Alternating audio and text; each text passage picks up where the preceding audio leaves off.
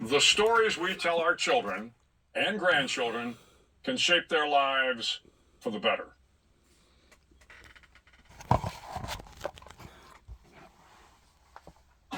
Join them.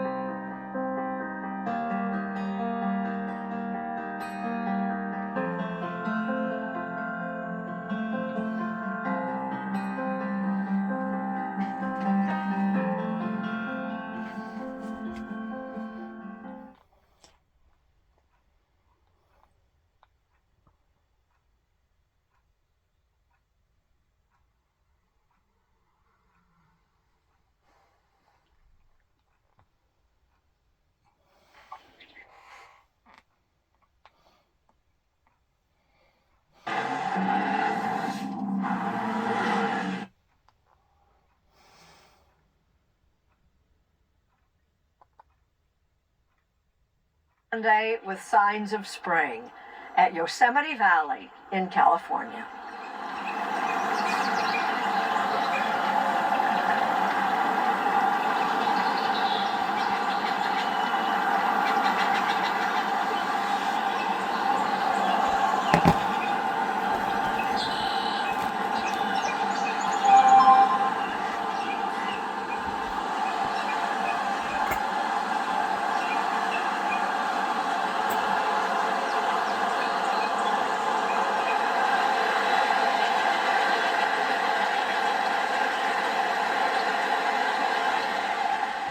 I'm Jane Pauley. Please join us when our trumpet sounds again next Sunday morning. Holding out for the spring. We can't let winter win. That's why I'm holding out for the spring. Oh, water, stay within. I'll keep holding out for the spring.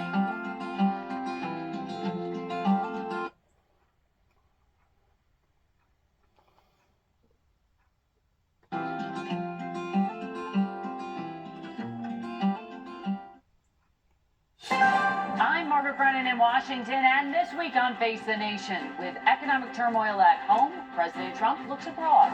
Russia's Vladimir Putin responds to a U.S. ceasefire proposal in Ukraine, plus the U.S. launches military strikes throughout Yemen. American bombs rained down on dozens of Iran-backed Houthi militant targets in Yemen Saturday in an attack ordered by President Trump. How long will this campaign last, and what kind of a response should we expect from Tehran? Secretary of State Marco Rubio will join us exclusively. Plus, I'm getting, from the standpoint about a ceasefire and ultimately a deal, some pretty good vibes coming out of Russia. Special Presidential Envoy Steve Witkoff is back from Russia and his meeting with Vladimir Putin. Is there a chance for peace talks between Russia and Ukraine? We'll ask him. South Carolina Republican Senator Lindsey Graham will also join us. And finally, Maryland Democratic Governor Wes Moore weighs in on the impact of cuts to the federal payroll, and Michigan Democratic Congresswoman Debbie Dingell on the ripple effects of Trump's trade war with some of America's closest partners. It's all just ahead on Face the Nation.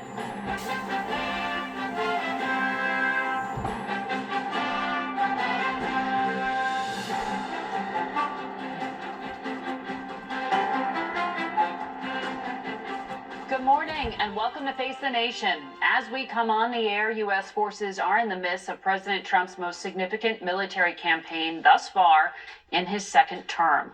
Let's get straight to it this morning with Secretary of State Marco Rubio, who joins us from Miami, Florida. Mr. Secretary, for our audience, just to explain, this Red Sea area is a really important transit point for global shipping. The Houthis out of Yemen have been disrupting transit there for some time.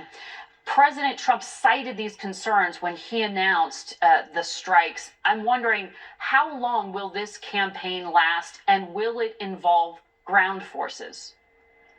Well, first of all, the problem here is that this is a very important shipping lane, and in the last year and a half, the last 18 months, the Houthis have struck or attacked 174 naval vessels of the United States, attacking the U.S. Navy directly 174 times, and 145 times they've attacked commercial shipping. So we basically have a band of pirates, with guided precision anti-ship weaponry, and exacting a toll system in one of the most important shipping lanes in the world. That's just not sustainable. We are not going to have these people controlling which ships can go through and which ones cannot. And so your question is, how long will this go on? It will go on until they no longer have the capability to do that. Well, what does U.S. intelligence tell us at this point? Because the U.S. had been conducting strikes for some time, but has not stopped the Houthis. So No. What's going to be different right now? Do you have more fidelity in the intelligence that would make this more successful?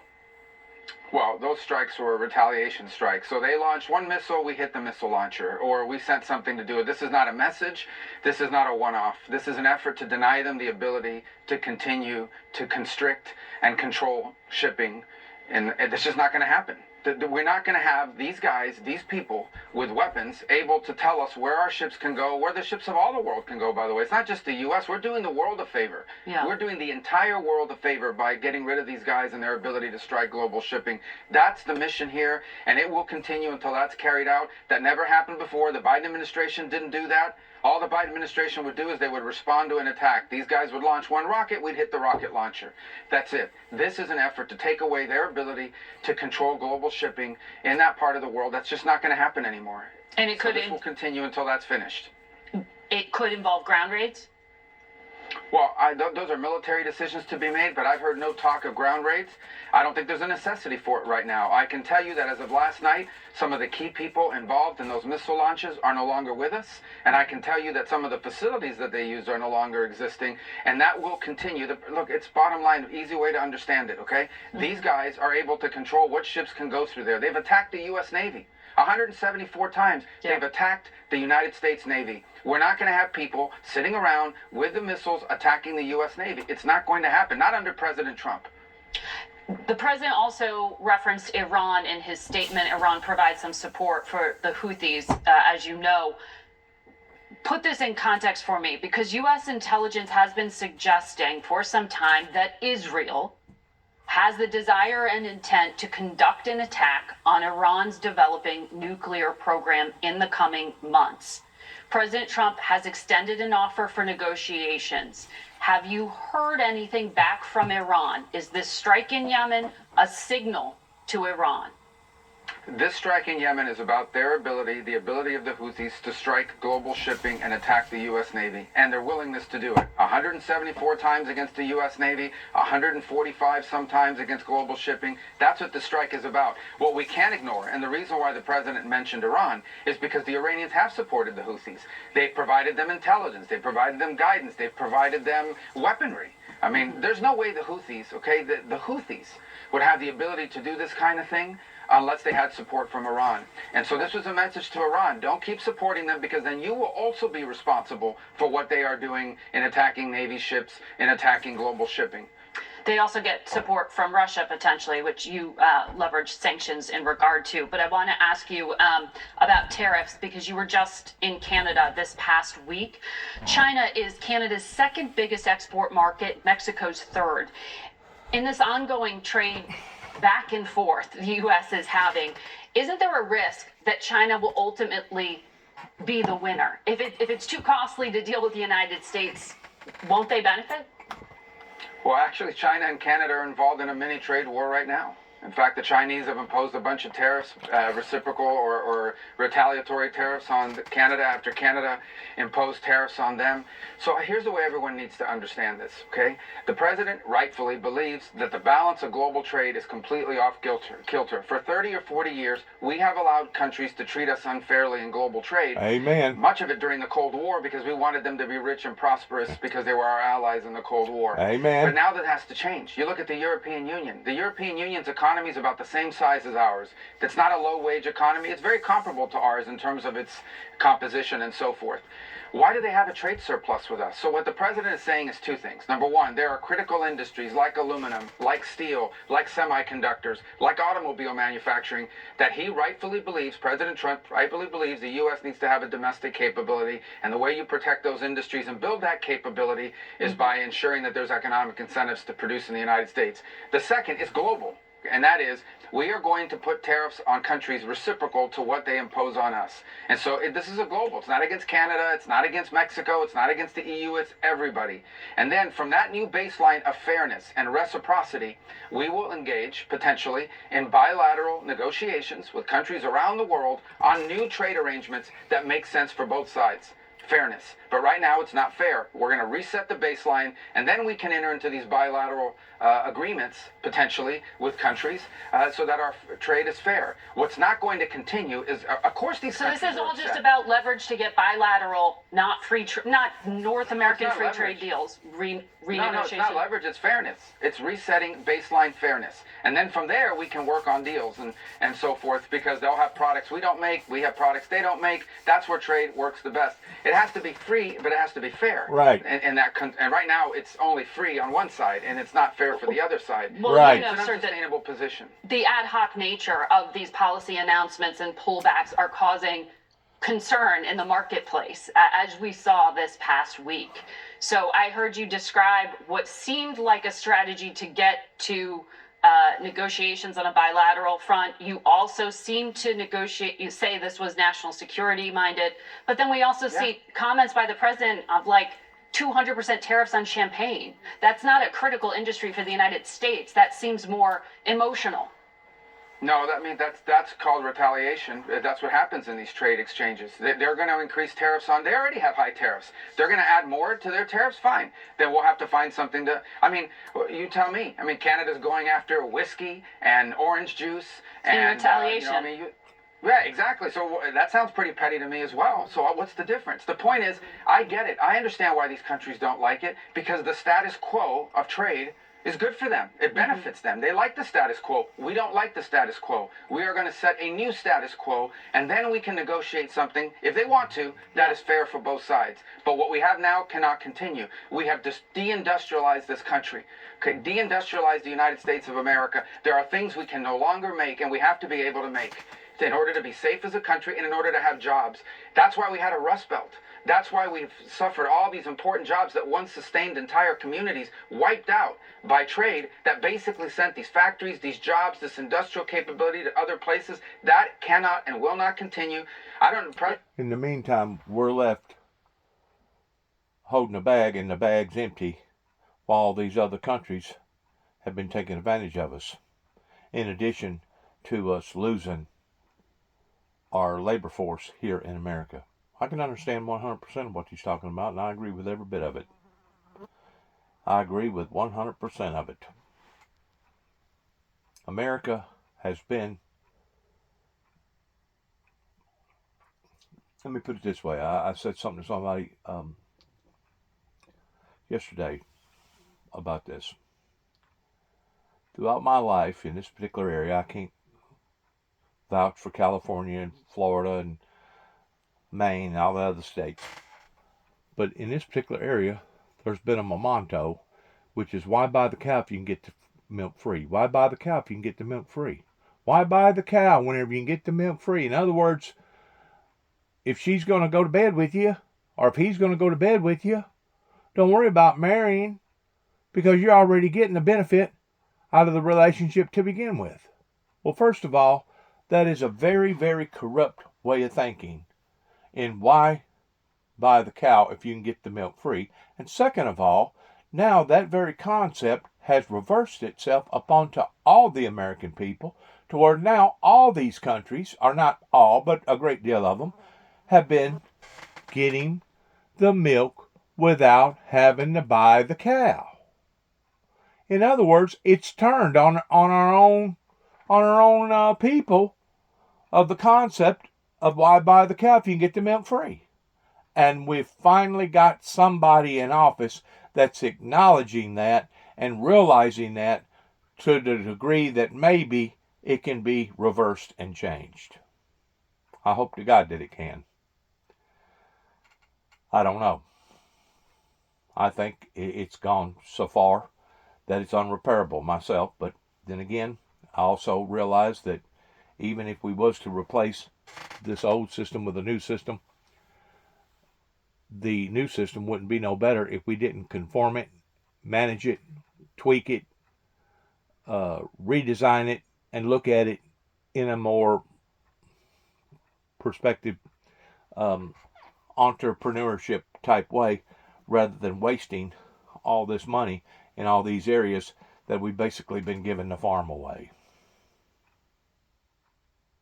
So, is there a silver lining in what we're going through right now, even if we do have to declare default and start all over again? Yeah, there'll be a silver liner to it. But at the same time, keep in mind, there's going to be a lot of pains. There's going to be a lot of sacrifices on account of what our various politicians has basically set back and allowed for America to become, pertaining to being the world sucker on a economical stage. Mystery. He's been talking about this since the 1980s, actually, Yeah. even before he was a political figure. This is going to happen, and it's going to happen now. I want to ask you about Russia. You said Envoy Steve Witkoff's meeting with Vladimir Putin that happened last week would answer the fundamental question of whether we're moving towards a ceasefire or whether Putin is using a delay tactic. You spoke with Sergei Lavrov, the foreign minister, yesterday. Is this a delay tactic? Well, I think that was a promising meeting. As I've said repeatedly, we're not going to negotiate this in the public. Hopefully we'll have something to announce at some point fairly soon. I can't guarantee that, but I certainly think the meeting was promising. The exchange was promising. I don't take away from Steve's meeting, from Ambassador Witkoff's meeting, negativity. There are some challenges. This is a complex 3-year war that's been ongoing along a very long military front with a lot of complexity to it. So no one's claiming that it's easy, but I want everyone to understand here's the plan. Plan A is get the shooting to stop so that we can move to plan B, phase 2, which is have everybody at a table, maybe with some shuttle diplomacy, to figure out a way to permanently end this war in a way that's enduring and it respects everybody's needs and so forth. No one is saying that second part is easy, but we can't get even to that second part until we get past the first part. It's hard to negotiate an enduring end to a war as long as they're shooting at each other. And so the president wants a ceasefire, and that's what we're working on. Assuming we can get that done, and that won't be easy in and of itself, we move to the second phase, which is negotiating something more enduring and permanent. That will be hard. It will involve a lot of hard work, concessions from both sides, but it has to happen. This war cannot continue. The president has been clear about that, and he's doing everything he can to bring it to an end. Okay. We'll talk about that later in the program as well with Envoy Witkoff. I want to ask you about a decision you made to revoke a student visa for someone at Columbia University this past week. The Wall Street Journal editorial board writes, the administration needs to be careful. It's targeting real promoters of terrorism, not breaking the great promise of a green card by deporting anyone with controversial political views. Can you substantiate any form of material support for terrorism, specifically to Hamas, from this Columbia student, or was it simply that he was espousing a controversial political point of view? Well, not just the student. We're going to do more. In fact, we every day now we're approving visa revocations, and if that visa led to a green card, the green card process as well. And here's why. It's very simple. When you apply to enter the United States and you get a visa, you are a guest. And you're coming as a student, you're coming as a tourist, or what have you. And in it, you have to make certain assertions. And if you tell us when you apply for a visa, I'm coming to the U.S. to participate in pro-Hamas events, that runs counter to the foreign policy interest of the United States of America. It's that simple. So you lied. You came. If you had told us that you were going to do that, we never would have given you the visa. Exactly. Now you're here. Now you do it. So you lied to us. You're out. It's that simple. But is there any evidence of a link to terrorism, or is it just his point of view? Yeah, they take over. I mean, you should watch the news. These guys take over entire buildings. We They covered vandalize it colleges. intensely. They shut down I'm colleges. asking about the Well, then you should specific know justification that for the revocation of his visa. Well, Was there the any specific evidence or individual material was the support for spokesperson, terrorism? was the negotiator negotiating on behalf of people that took over a campus, that vandalized buildings? Negotiating over what? That's a crime in and of itself, that they're involved in being the negotiator, the spokesperson, this, that, the other. We don't want it. We don't need these people in our country. We never should have allowed them in the first place. Exactly. If he had told us, I'm going over there, and I'm going over there to become the spokesperson and one of the leaders of a movement that's going to turn one of your allegedly elite colleges upside down, people can't even go to school, library buildings being vandalized, we never would have let him in. We never would have let him in to begin with.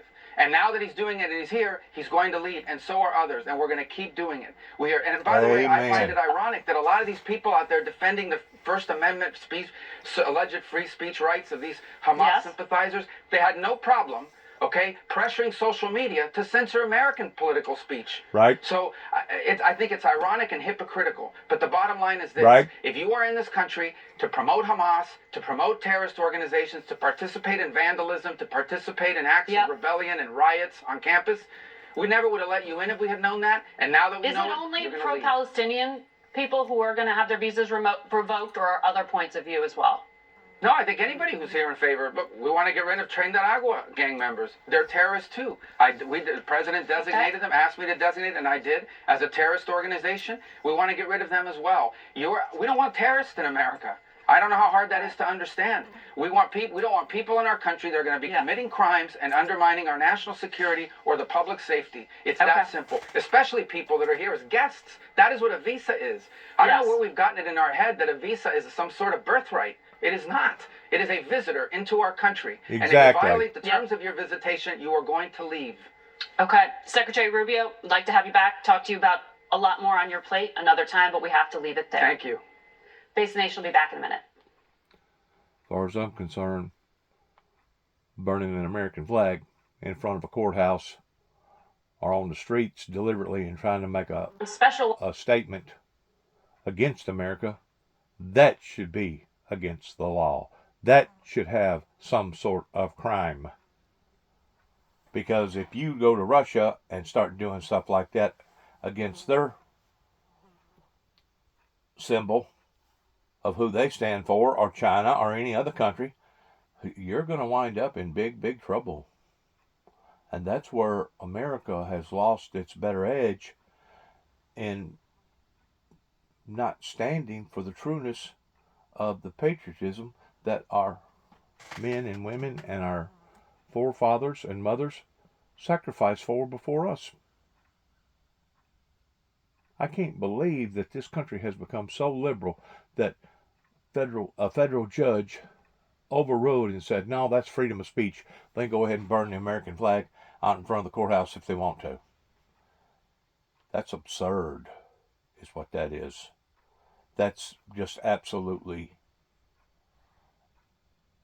that in and of itself is a treasonable act for a judge to do or allow for that to occur. Special envoy to the Middle East, Steve Witkoff, who joins us this morning from Miami Beach. Welcome back to Face the Nation, Ambassador. Thank you. Thank you, Margaret. Thanks for having me. So you just heard Secretary of State Rubio talk about these efforts to broker a ceasefire. You were the man face-to-face with Vladimir Putin. I wonder what your answer to the question is in regard to whether this is a delay tactic or whether Vladimir Putin is sincere in seeking a ceasefire. Well, I was there for quite some time, Margaret, and I agree with the Secretary's assessment. We made a lot of progress in that meeting. It was a meeting that it could have been as long as 4 hours, but it was certainly at least 3. We talked about a lot of specifics, and I point to the large gap that existed between Ukraine and Russia prior to the inauguration and where we are today. We have narrowed the issues between both of these parties, making a lot of progress, in my opinion, and I think that meeting underscores that. So I heard you say on another program this morning that you do expect Presidents Trump and Putin to speak this week. Is that a decision-making call, or is this just next steps? Well, I would assume that they have a real relationship from the president's first term. They've talked already after the first visit that I had with President Putin, and I think this is going to be a very positive and constructive call between the two presidents. And decisions will be made on whether to move forward with this 30-day ceasefire that the U.S. and Ukraine have agreed to, but Russia, at least publicly, has not? Well, President Trump is the ultimate decision maker, our decision maker, and President Putin for the country of Russia is their decision maker. I think it's a very positive sign that the two of them will be talking at some point. I think that's showing that there's positive momentum, that there's an inclination on the part of both countries, and by the way, this includes Ukraine as well, to get to a long-term, durable peace here. Mm-hmm. Well, France's president publicly said yesterday that in his country's view, Russia is not genuine in seeking peace. They're intensifying the fighting. We saw Vladimir Putin on television this week dressed in military fatigues.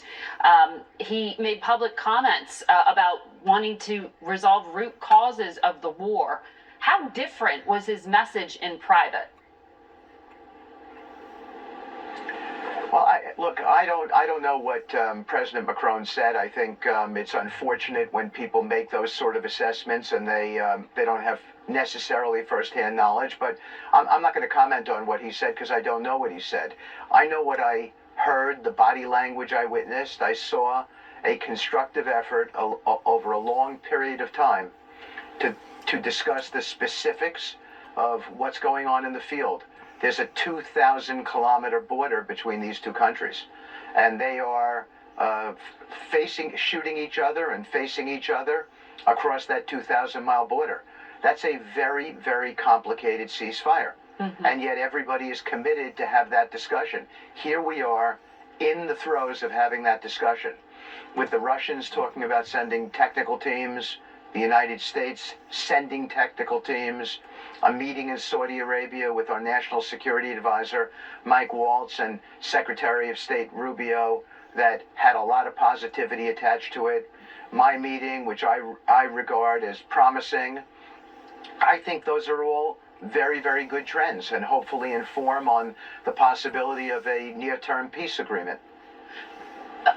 So beyond the ceasefire, a peace agreement, you're already talking about technicalities in terms of territory that would be given up?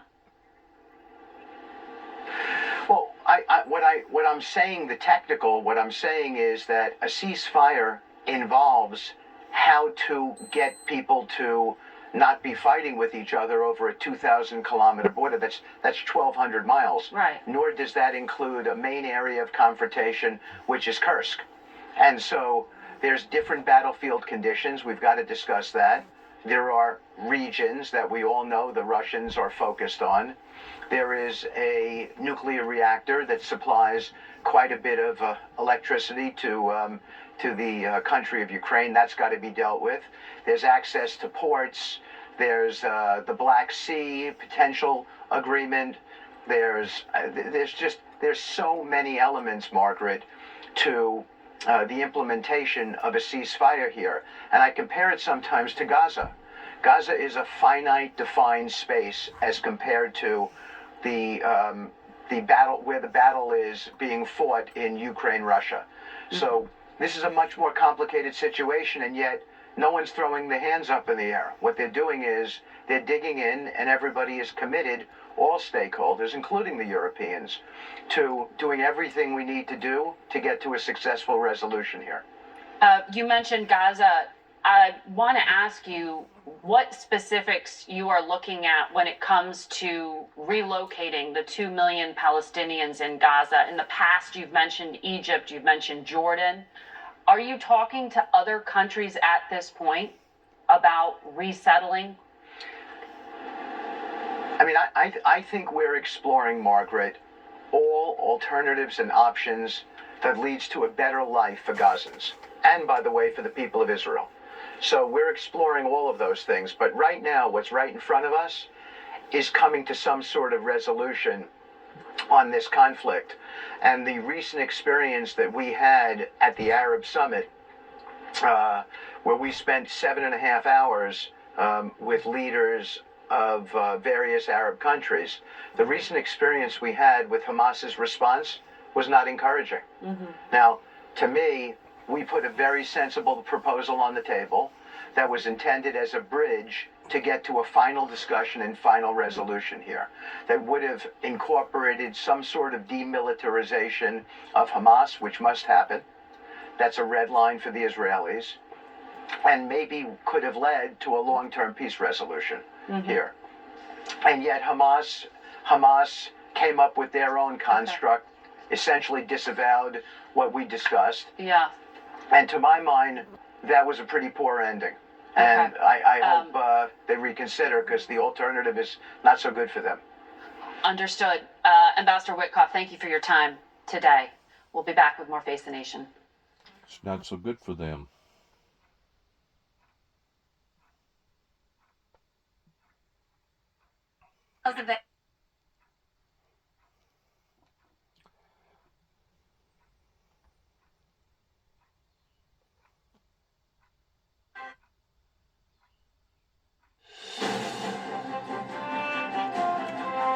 Welcome back to Face the Nation. We turn now to the chairman of the Budget Committee, Republican Senator Lindsey Graham, who joins us this morning from Clemson, South Carolina. Welcome back. Thank you. Near miss with the government shutdown, sir, and I thought we'd be talking about a lot of domestic policy, but President Trump's point of view seems to be overseas in this past week. Certainly a lot of action. I looked at the last time we spoke. You were advocating for President Trump to bomb Iran. You said there's a 1 in trillion chance you'll degrade the Iranian nuclear program through diplomacy. Since then, President Trump has offered negotiations. Are you softening your stance? Well, I don't mind negotiating as long as we get the outcome that we all desire. They can't have a nuclear bomb. So I think there is a 1 in a trillion chance the Ayatollah would ever genuinely give up his quest for a nuclear weapon. He wants a nuclear weapon to use it. He wants to destroy Israel, kill all the Jews. He's a religious Nazi. He wants to purify Islam and drive us out of the region. Yeah, I think he's a fanatical religious Nazi who would use a bomb. But let's talk to him. And if he really is sincere, give up enrichment. There are 40 countries in his world that have nuclear power but don't enrich. There's no commercial purpose for enriching uranium at 60%. Exactly. He has enough to make 6 bombs at 60%. So turn that all over the international community. We'll pay for it. Get out of the enrichment business, and we'll help you with the nuclear power program. If you'll do all those things, then I will have been proven wrong. That's a long to-do list, and so far, no indication Not that really. he's taking the offer. If you don't want a bomb, give up enrichment. You don't need enrichment for nuclear power. Exactly. You do need enrichment to make a bomb. It's not that hard. Understood. We did see additional Russian strikes in Ukraine overnight. You have been an advocate for Ukraine. Yeah. You heard the Secretary of State? You heard Ambassador Witkoff. Yeah.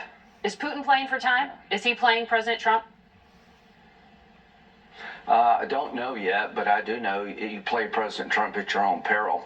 What Trump did to get Ukraine at the table was tough, and it worked. So if Putin is sincere about wanting peace, accept the ceasefire on the same terms as Ukraine and quit trying to mix the two, ceasefire and peace deal. What I would advise the Trump administration to do is to tell Putin, are you going to accept the ceasefire on the same terms as Ukraine or not? If you're not, go back to maximum pressure. I have legislation that will overwhelmingly pass the United States Senate that will crush the Russian economy, and I'm willing to move forward if I have to. But we're talking about ceasefire, and we're talking about peace. We weren't talking about that in the last administration. But to me, Putin's a predator. The best way to judge Putin is not in a 3-hour meeting, but 30 years of action. And I see no indication that he's going to stop being a predator against Ukraine until the pain is too large. Do you So have- if he refuses to cease fire, that tells me all I need to know.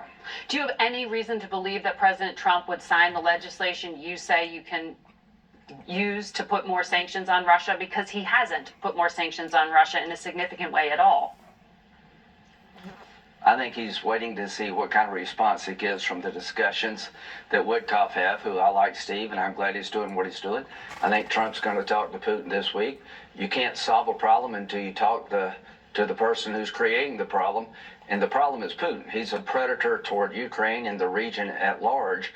I hope President Trump can convince Putin to go to the peace table, to engage in ceasefire, and to find a win-win solution for both countries to stop the killing. You'll never know till you try, and there's one person on the planet capable of doing that, and that is President Trump. If Putin is playing Trump, he will regret it. Do you think Vladimir Putin benefits from the U.S. decision to try to shutter some of the advocates for the free press and agents of the free press, like Radio Free Europe, Radio Free Asia, and Voice of America? As you know, there was an executive order to try to dismantle them. Yeah, I don't know what value these ideas have in the 21st century.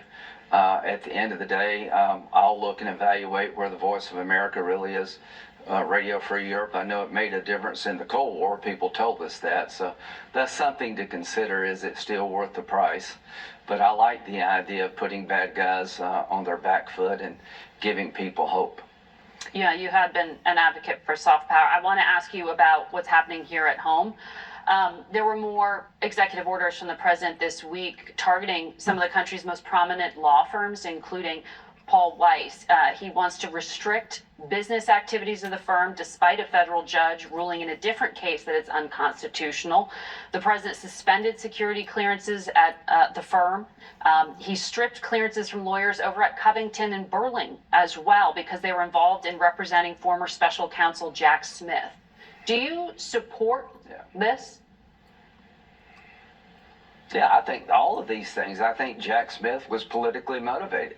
I think the Russian hoax, a lot of people should have gone to jail and they didn't. I think the idea that President Trump was an agent of Russia was manufactured. The Steele dossier was based on lies and falsehoods coming from a source that said he never meant it to be used in the fashion it was used. I think Jack Smith's effort to prosecute President Trump for January 6th was politically motivated, and people who engage in trying to destroy President Trump, I don't mind him going after them in a lawful way. I don't mind. Is this restrict- lawful? You know, when Biden Is this good for the Yeah, I U.S. think so. legal system, Yeah, I think so. Senator? Because the president's trying to Yeah. use government power to punish private business because he didn't like What? some of the work they had been doing. Private business aided government power in a fashion to destroy Donald Trump's life. You know, on our side, nobody in your world gets it, but our people believe that the Justice Department was used as a weapon to destroy Trump's campaign and his business interests and to ruin his family. That they made up bogus charges and they proceeded in a fashion that was designed to destroy him politically and personally.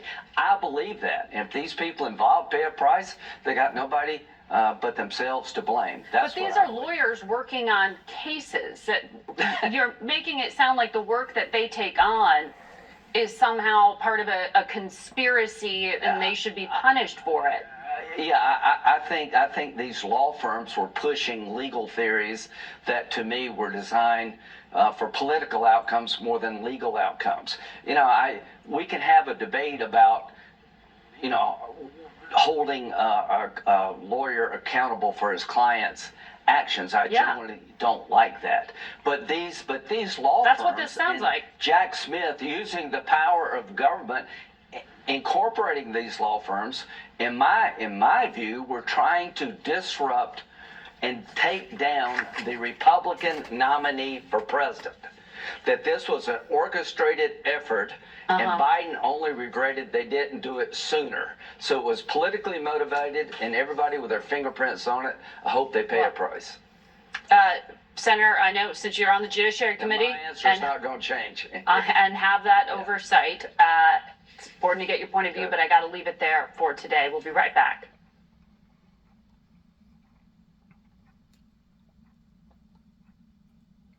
sent tons of jobs over.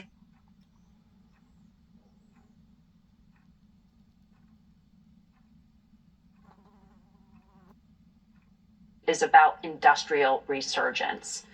Is that landing where you live? So I'm somebody that answers this differently than many.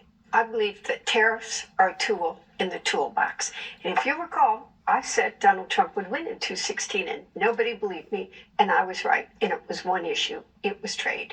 NAFTA was one of the worst pieces of trade legislation in the history of this country. It sent tons of jobs overseas, and President Trump came in, I worked with him, we renegotiated it, we have USMCA. The way that the tariffs are being done now is it's made a ping pong ball of the auto industry. I think they're a tool that we can look at. We need to be using them against China, but I think they're being selectively applied. The domestic auto companies are complying with USMCA. There's no way that in a month's time, when they have such an integrated inventory and production plans where a part will go over the border several times to make the changes that need to happen. So I want to work with this administration. I think the 25% tariffs are too high. They're placing an unfair burden. The autos are a ping pong ball and a big war. I want to bring manufacturing home. I want to bring supply chains home. We need an industrial policy. Tariffs are part of it. Let's just do it in a way that lets everybody plan for it. The automakers, the big three, called President Trump. That was partly how this April 2nd push off of some of these tariffs happened, their persuasion. Do you have any idea how long it would take to build the kind of plants and to bring all the manufacturing home like President Trump is asking of them? So if everything were to go right, which like in this world, does anything ever go right? It's going to take 2 to 3 years. Our suppliers also, there are many, and by the way, we need to immediately renegotiate USMCA. It's time to look at it. And I think we need to be treating Mexico and Canada as different trading partners. You support this idea. Secretary Rubio was basically saying Totally. bilateral, not I North totally, America. as a Canada bloc. would never let China build a plant in China and then market it as a North American vehicle. And we need to make sure that that never happens. I'm totally on board on that. But right now, as we're talking about the aluminum and the steel tariffs, 60% of aluminum in this country that's being used is coming in from Canada. You take a 25% tariff on that, the profit on automobiles is very small. It's not a big, the companies just can't eat that. Right. But we got to figure it out. I am not against trade policy. We just have to do it in a way that doesn't. I don't believe Donald Trump wants to destroy the domestic auto industry. I think we all got to work together to keep the domestic auto industry strong. And even as we're doing Canada and Mexico, do you realize that Korea and Japan are still able? They brought 2.5 million vehicles in. Korea with no tariff, and Japan with 2.5, not treating everybody equally. S&P Global says there's potential for North American auto production to drop by 20,000 units a day starting this week. That's because of the tariffs. So it's all having companies need certainty. Automobiles need certainty. They need to not be a ping pong ball. Are you talking to the Commerce Secretary or the Trade Representative? Is there any I conversation? have not talked to the Commerce Secretary. I've talked to Bob Lighthouser, who I worked very closely with. The former advisor. The former trade advisor. And I worked very closely with President Trump I said he would win. Democrats did a lousy job on trade. And Speaking of Democrats and their performance, I want to ask you what happened this past week. We came near a shutdown. Ultimately, Democrats in the Senate did vote with Republicans on this short-term funding deal. Senator Murphy of Connecticut was on another network this morning, and he said it would have been a risk to shut down the government, but it was probably worth taking. You know, do you agree? Well, in the House, we were almost united, save one, and there were very strong feelings in the House about what people thought that the Senate should do. But the Senate leader Chuck Schumer would say you were able to do that because there was wiggle room But on I'm votes. The going to, Republicans I think voted he to sent block. out mixed signals. I think if Schumer did. Senator Schumer sent out mixed signals, and I talked to a lot of labor last week. AFGE, whose employees were going to be impacted the most, were very torn about what to do because concerned about their employees, who I'm meeting with daily when I'm out there, came out against supporting it because they felt like they were already being harmed. There was already just a license for DOJ to go ahead and do whatever it wants. They're not, including Congress, not abiding with it. People are being hurt. But Margaret, people are angry. We got to move on. Reconciliation is coming up.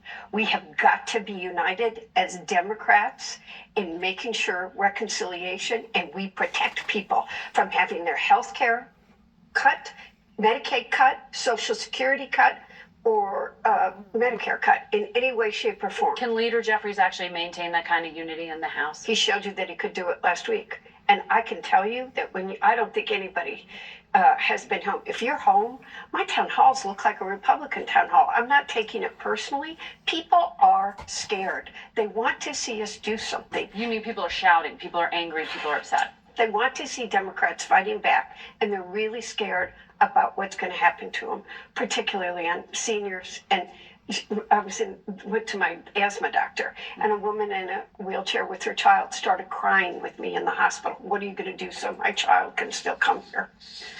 Congresswoman, thank you. We'll have to leave it there for today. We'll be back in a moment.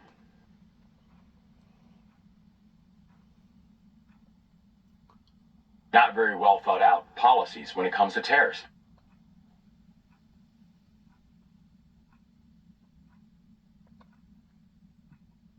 Marion,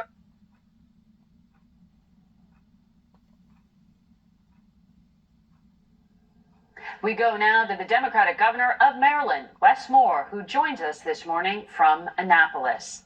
Welcome back to Face the Nation. Thank you. Great to be back. So you have in your state the Port of Baltimore, one of the country's largest ports.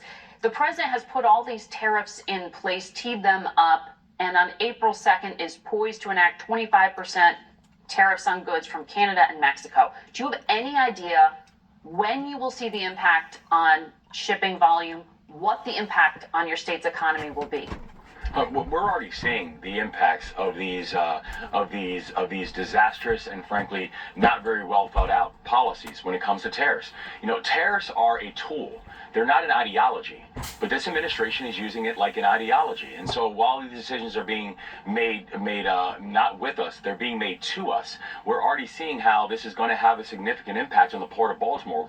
It is also seeing how the tariff policies are having disastrous impacts on our farmers over in the Eastern Shore and our chicken farmers in the Eastern Shore. This lack of predictability, this erratic behavior, and the indecisive decision making that's being made is already having very real impact on cost. It's having very real impact on our businesses and our small businesses. It's having a very real impact on our economic engines and American competitiveness as well as our national security. And so these are the type of things, this erratic behavior is the things that people were concerned about, and we are now seeing in real time in our states. So your state was one of 20 that decided to legally challenge the Trump administration on the decision to dismiss 1,300 workers at the Education Department. I'm wondering, as you sit there, how do you choose which issues to fight legally? And is litigation the Democrats' only tool here? Well, it's not. I mean, when you look at the flurry of executive actions and executive orders that have been laid out by this administration thus far, they really fall into three different categories. It's either ineffective, it is performative, or it is illegal. Right? Those are the three buckets that all of these executive actions are falling under. And the ones that are illegal, we are going to take legal action to make sure that there are legal consequences for making these decisions that, frankly, the President of the United States does not have the authority to make unilaterally. And so when we talk about the different tools that we have, just in this past week alone, you know, I signed executive action, executive orders, focusing on supporting law enforcement and our police officers and our firefighters and giving them pay raises, because on the federal side, we've seen continued attacks on our public servants and our law enforcement and the cutting of first responders like FEMA. On Friday, President Trump went to the Justice Department, and while he was there, he said that the FBI headquarters will no longer be moved from Washington, D.C. out to the state of Maryland. He called Maryland a liberal state, and he said he's going to stop it. I know your office thought this was going to bring in 7,500 new jobs. Have you reached out to the White House to try to persuade them not to take it away? Here's the ironic thing about it is I found out about that announcement from the president via the news. That goes to show the level of partnership that this administration is that they have and they would like from our nation's governors and from our nation's chief executives. And so the thing that we know about this is a direct attack and a direct assault on law enforcement, a direct attack on the FBI, because Maryland is the place, and we went through this process not just for these past couple of years since I've been the governor, but for the past decade, where Maryland won this element, this competition, fair and square, quantitatively, where we showed that we could be the place that it was the only site-ready place to build ready site. So the building is ready to go in the state of Maryland, but the president has just decided to politicize it by talking about, but he doesn't want it to go to a liberal state. We cannot continue to politicize national security. Have you called him? Have you called the White House? Who are serving us. Oh, we've tried calling the White House before, and there's no response. And frankly, it just highlights the fact that, again, I found out about this announcement via Newsbreak. I did not find out about this announcement from the White House. But did you I believe the announcement? Yeah. Well, I believe that the president thinks he has the authority to do this. But I also think that falls into line of a collection of other things that the president does not have the authority to do. Congress is the one who actually allocates the capital towards where federal agencies are going to go. And so I believe the president of the United States thinks that he can do this. But there's one thing that I know, and I say this on a Sunday morning. I know there is a King of Kings and a Lord of Lords, and I know he does not live in the White House. I want to ask you about a speech you gave last night. You represented your party at the Gridiron Dinner, an annual gathering of journalists here, and you dedicated your remarks to federal workers. You said there's dignity in the work that they do. You also spoke about your party, though, and the struggles that it is having. You said Democrats used to be the cool ones. You joked about the advanced age of your party's leaders, saying their staff has to stand around with defibrillators. I know these are jokes, but you're acknowledging something here. Is the issue with your party age or a lack of vision? And is the reset underway to fix those things? I think we need to be very clear about who we're fighting for. And I think we need to be very clear about the vision that we are offering. You know, I think about what's happening, in this moment, even the conversation around the continued resolution, where we all know that the consequences of a federal government shutdown would have been disastrous on the state of Maryland. But one thing we did not do was offer an alternative. One thing we did not do was articulate the terms for the American people. Mm-hmm. And so I think when the American people, when they do not have an option or they're not seeing people fighting on their behalf, then yes, there is going to be a measurement of frustration. We are doing everything in our power to fight for the people. Mm-hmm. And I think it becomes incredibly important because people are paying attention who their fighters are and who their fighters are not. Well, there were voices within your party on Capitol Hill who offered alternatives. They just weren't listened to. Do you think there is just no leader in the party? I don't see a difference. And frankly, I don't think the American people see a difference. If they are not hearing an alternative, if they're not hearing an alternative plan, if they're not hearing the plan to push back and fight back, if they're not seeing what we are doing in the streets and in the communities and in the neighborhoods to fight for their best interests, I think for the American people, they just look at it as theater. Mm-hmm. And that is the frustrating thing. The performative politics, people are done and they're exhausted by it. They just want to see results. And that's exactly what we're trying to provide here in the state of Maryland. Governor Moore, thank you for your time this morning. Thank you. And that's one of the things that has gotten us into trouble that we're in, is because a spirit of anti-trueness has fallen upon to the American land to the degree that everybody expects everybody to be a paper tiger. In other words, you can talk the talk, but as long as you're not willing to walk the walk, that's considered acceptable. That's it for us today. Thank you for watching. Until next week. For Face the Nation. That's considered acceptable in this anti freedom of speech incentive that has been built here in America now for the past 30 plus years since the Reagans and the Bushes done what they done. It's sad. It's really sad because in essence we have been hijacked. We've been taken over from the inside out. And just like whenever Donald Trump talks about the enemy from within, that's exactly where we're at. Just like a federal judge that would allow for somebody to take an American flag and burn it in front of an American Capitol or an American courthouse. And then make reference to the fact that they're against Americans as a whole. Now, there's no doubt all of us has a right to our opinions, including myself.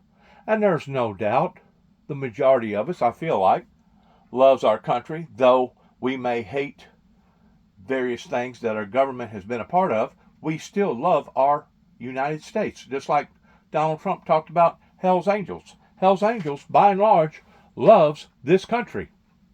We love America. Matter of fact, if you get to really looking at the fundamentals about Hell's Angels, the majority of them was veterans that was willing to put their lives on the line to fight and to die for America. I realize their title Logan may not sound that appealing towards Hell's Angels, but at least they're truthful. You got to give them the integrity of the fact that at least they are who they are. But even though they are who they are, they still care for their own. They still love their own. They still love the things that fundamentally has brought all of us to where we are towards loving this great nation. You know, the Bible pretty well clarifies pertaining to these lukewarmers that God will spew thee out of thy mouth, that he'd rather you either be hot or cold, that if you're lukewarm, he'll spew thee out of thy mouth. He would prefer for all of us to be on fire for him through his son, Jesus Christ of Nazareth.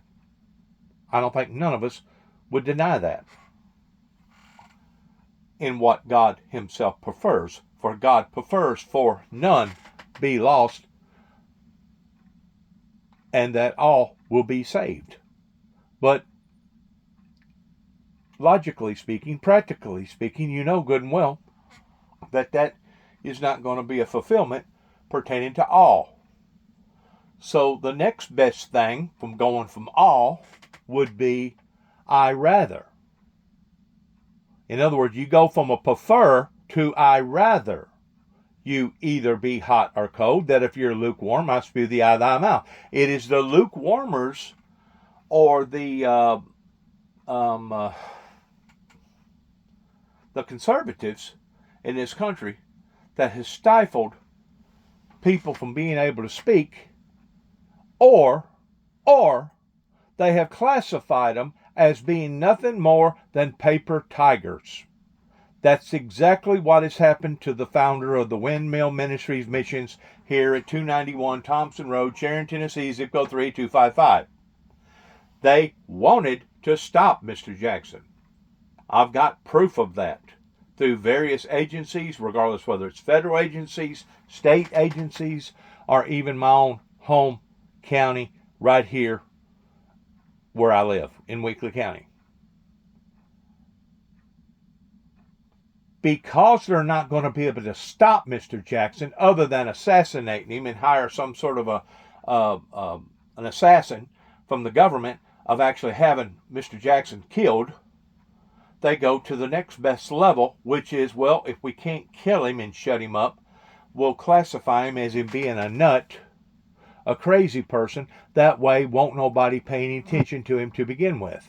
Well, that's been the whole concept in my particular life, going all the way back 40 plus years ago, whenever I went to the mayor's office over here in Kenton, Tennessee, in Obion County, and asked for help, true help, and basically got attacked or scarred for the rest of my life. Talk about being victimized.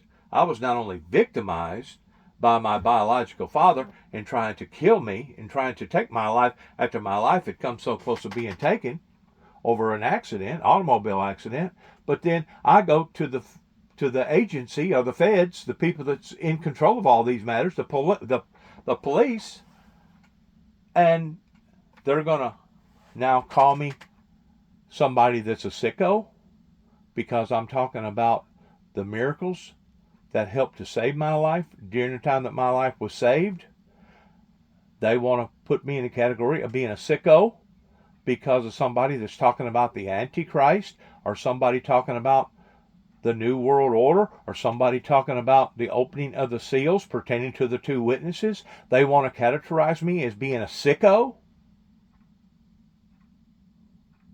That is a form of moving upon to an individual's life by wanting to turn that person into a paper tiger.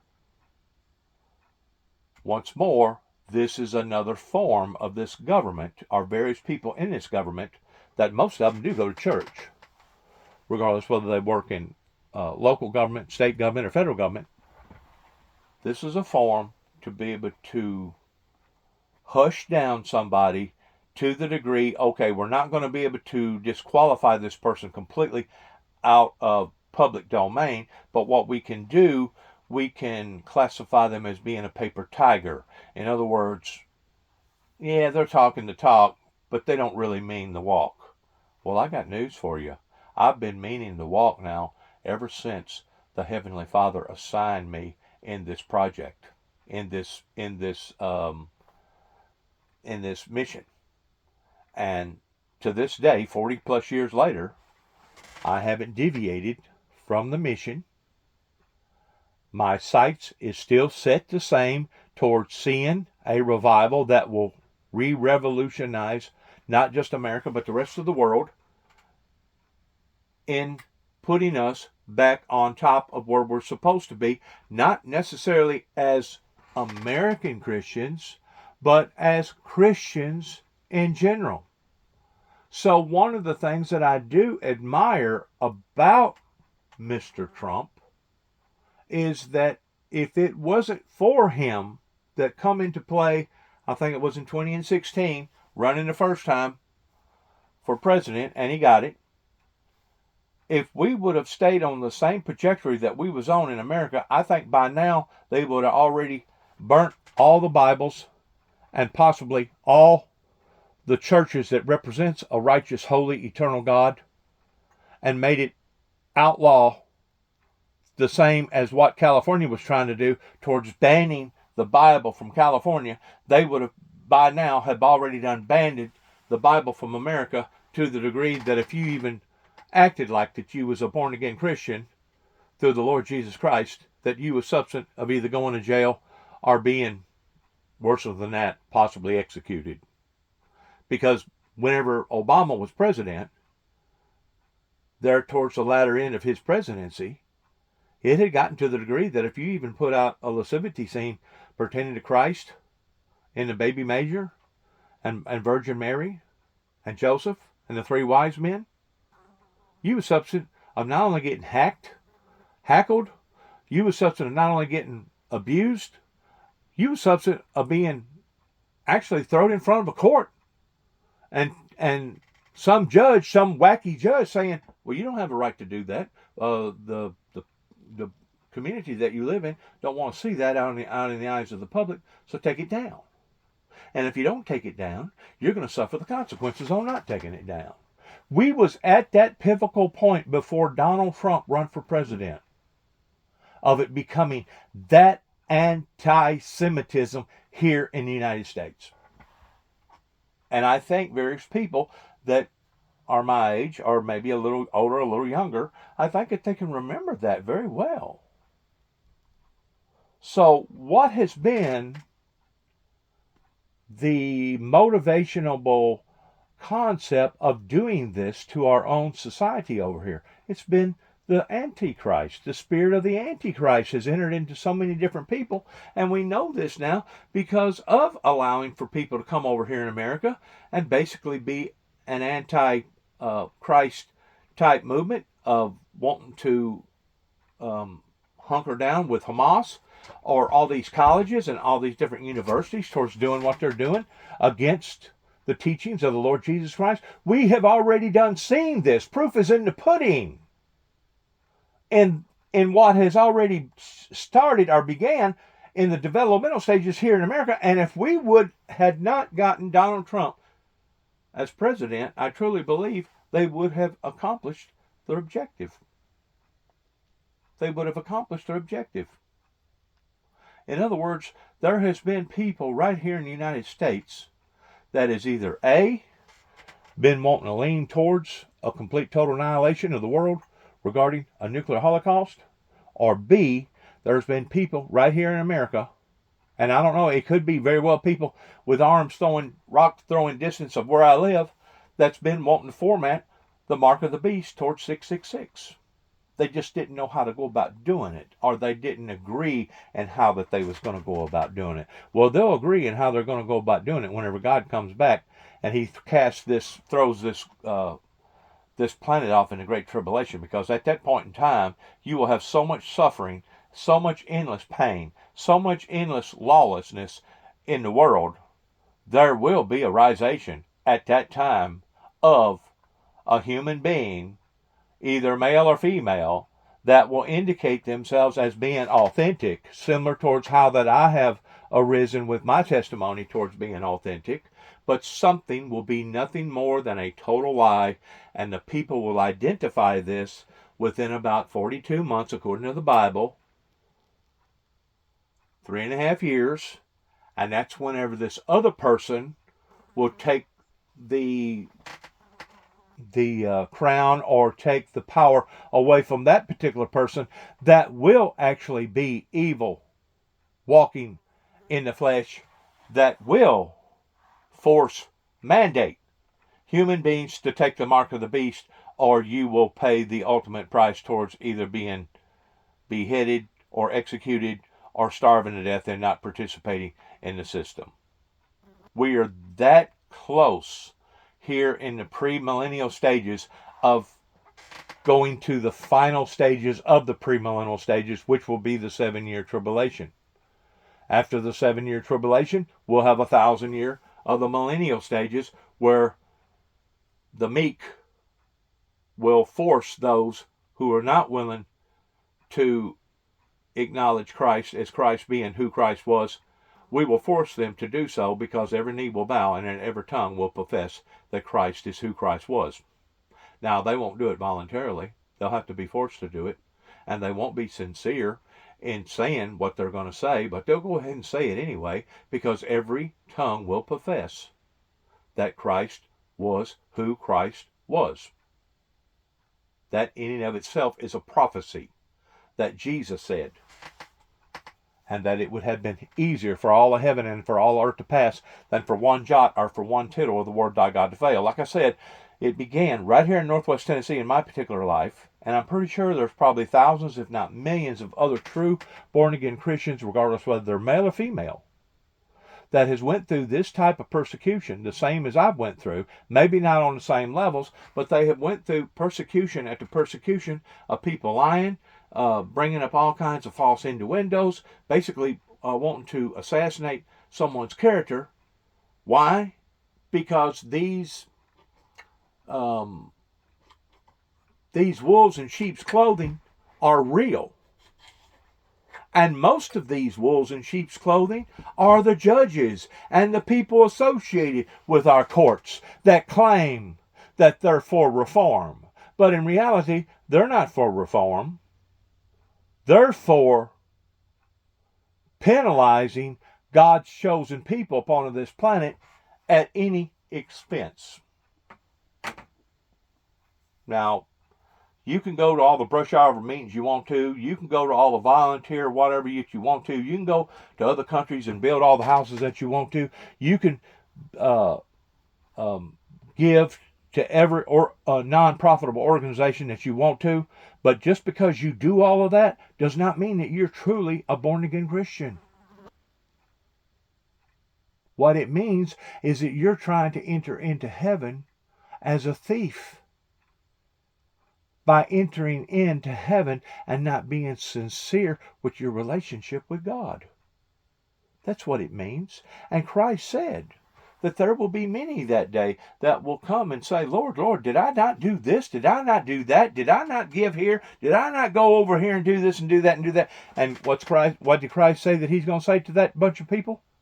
That's basically fraudulent people to begin with. Depart from me. Depart from me, for I've never known thee. That's what he's going to say.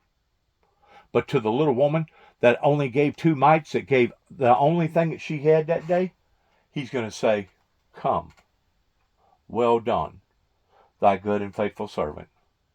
For you have been faithful over a few things, I will make thee ruler over many. Come into the joy of the Lord, pertaining to going to heaven.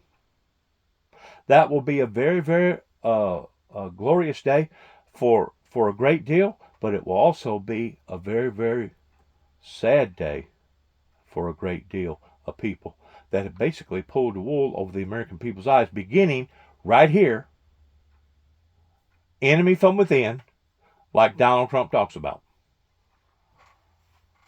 And as far as I'm concerned, whenever they get to looking at various misappropriate funds and how their services is being run here in Tennessee, their investigations need to start right here, as far as I'm concerned. Because anybody that has done what they have done in the past 10 years since I've come back to this great state, Tennessee, and for the courts to have done what that they have done, as far as I'm concerned, they don't deserve to be in the courts. They should be shunned or mocked or ridiculed, as my grandfather used to say, tarred and feathered and made fun of because of their inappropriate unprofessionalism, beginning right here in Northwest Tennessee. Now that's my opinion, and my opinion didn't cost you nothing. But I'm telling you right now, there has been a lot of people, a lot of young people especially, that has been caught between a hard place and a rock towards being at the wrong place at the wrong time, and even though the offense that they supposedly was guilty of was a non-violent offense, are still walking around with felonies in their lives, even though it was a non-violent or non-threatening offense that they were charged with. And I can validate that personally because of what happened in my life towards trying to protect 3 little children across the road that my brother and I was concerned about, of the abusiveness behavior that was happening right here in Northwest Tennessee while we was being attacked by about 10 different families where we live at our own castle on our own sacred property right here. And these people that engaged in that thought that they was going to get away with that, or the law enforcement agencies that didn't do their jobs pertaining to dereliction of duty, they may think that they got away with all that, but I got news for them. You ain't gotten away with nothing. Going all the way back to Damian Cross, the mayor of Kenton, Tennessee. You didn't get away with that, Damian Cross. And you got somebody like me that's calling you out on it. Even though you may be dead and gone, there are still people around your organization at that time that are still living that can validate what I'm talking about did in fact occur. Now, to this day, do you see any of those people trying to make the wrongs that was committed right? I don't. If they're out there, I'd like to hear from them or see them, because I have yet to be engaged in any of them towards confessing or making restitution in this form or fashion. Good luck to all of us. God bless America. God bless our troops. God bless our endeavors. I appreciate this particular segment on Face the Nation. Margaret done a wonderful job in her cross-examinations, the way that she done. And heaven help us all, and shalom. God bless.